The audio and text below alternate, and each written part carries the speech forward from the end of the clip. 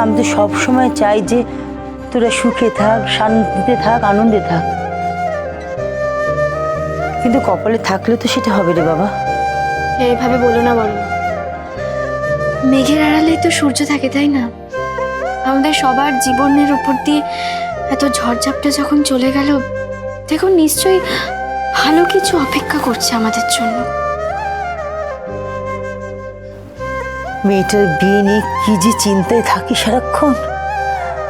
তুমি চিন্তা করো না বড় মা, এইবার ঠিক হবে। আবার আমার বিয়ে নিয়ে কথা বলছো তোমরা নিশ্চয়ই।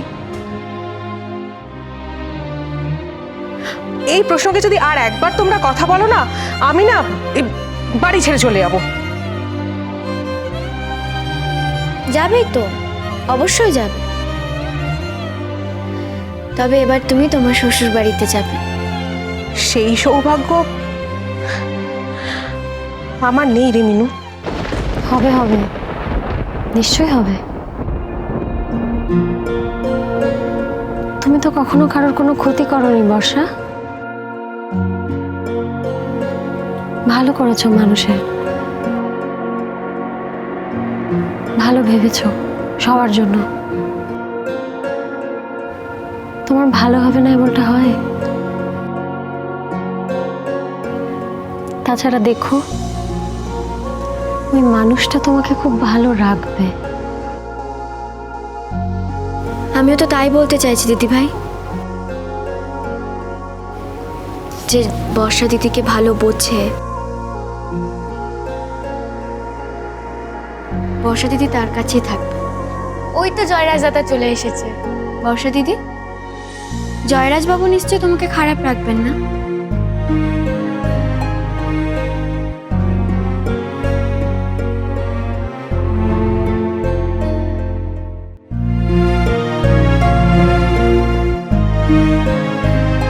জয়রাজ বাবু, আমাদের বর্ষা দিদির সারা জীবনের ভাত কাপড়ের দায়িত্ব আপনি নেবেন তো? সারাটা জীবন বর্ষা দিদিকে সুখে রাখবেন তো?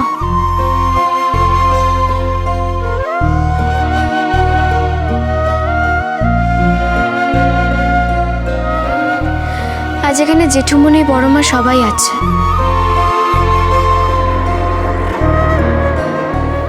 আপনি বলুন।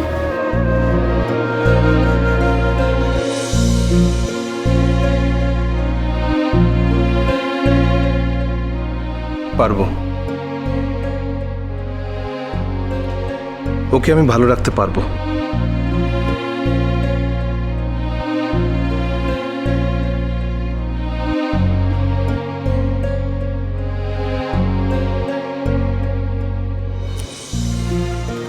তুমি সত্যি বলছো বাবা? সত্যি বলছো? আমার তো বিশ্বাসই হচ্ছে না। আমরা তো সব আশা ছেড়ে দিয়েছিলাম। ওরা দুজনে দুজনকে ভীষণ ভালোবাসে মা। সব মায়েদেরই মেয়েকে নিয়ে একটা স্বপ্ন থাকে, আমারও ছিল, কিন্তু একটার পর একটা বাধায় সব ভুলতে বসেছিলাম। আজ তোমার কথায় না খুব ভরসা পাচ্ছি।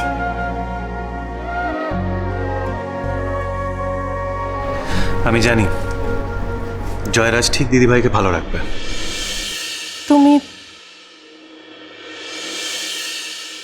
আমার উপর দয়া করছো না তো জয়রাজ?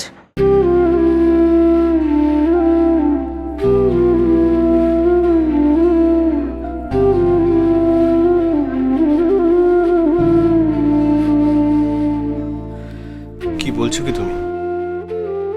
দয়া কেন করবো? বর্ষা, বর্ষা, আমি তোমায় ভালোবাসি।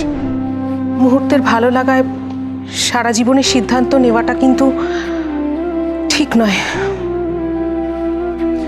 কে বললো তোমায় এটা আমার মুহূর্তের ভালো লাগার সিদ্ধান্ত? ভালো লাগা আর ভালোবাসার মধ্যে অনেকটা দূরত্ব, আমি সেটা জানি বর্ষা। আর আমি এও জানি যে তুমি আমায় খুব ভালো বুঝতে পারো।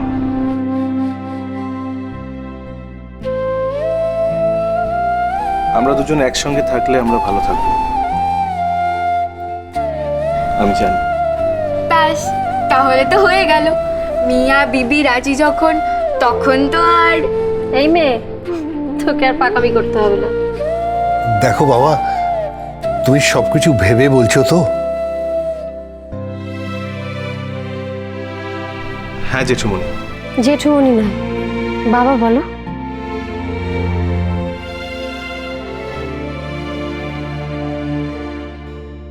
হ্যাঁ বাবা।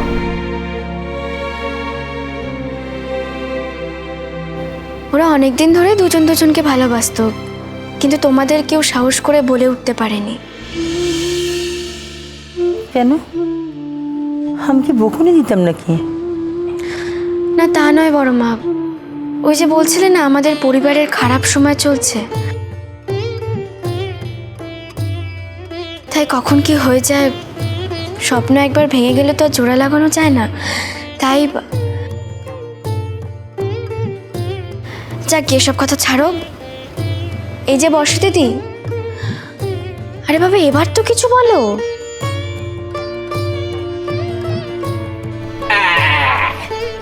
আমি বলছি ইয়েন বসছে তো?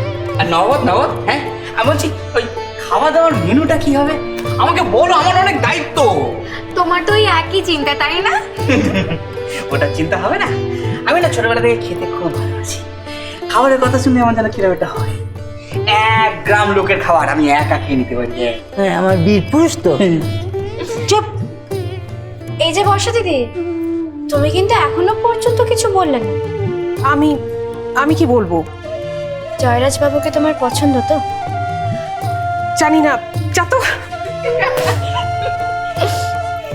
ওরে তোরা কে কোথায় আছিস? শাক বাজা।